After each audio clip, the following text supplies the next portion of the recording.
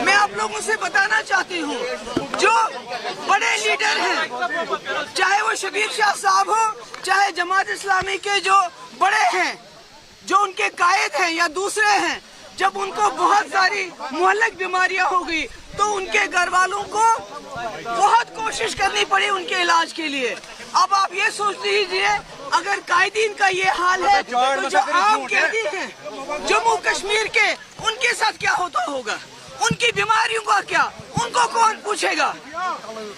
आपने देखा पैरोल है, फरलो है, रिमिशन है, मगर जम्मू कश्मीर के लोगों के लिए कुछ भी नहीं है।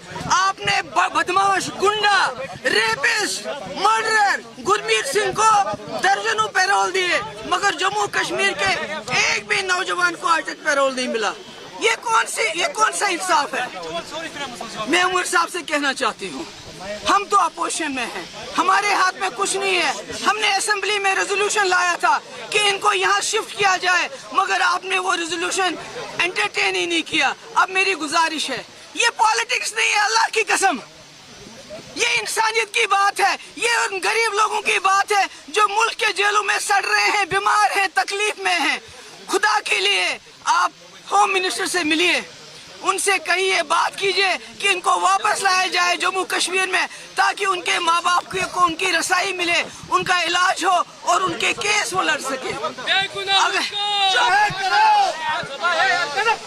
अगर हो सके तो ऑल पार्टी डेलीगेशन जिसमें हम भी शिरकत करना चाहते हैं, इन जेलों की हम जेलों में जाएंगे, इन कैदियों से मिलेंगे।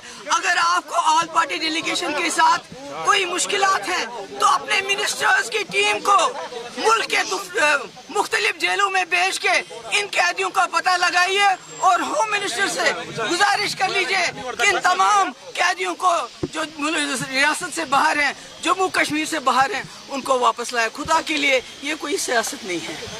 इनके माँ बाप बहुत गरीब है, मेरे पास आते रहते हैं, वो अपने बच्चों तक पहुँच नहीं पाते हैं बेचारे।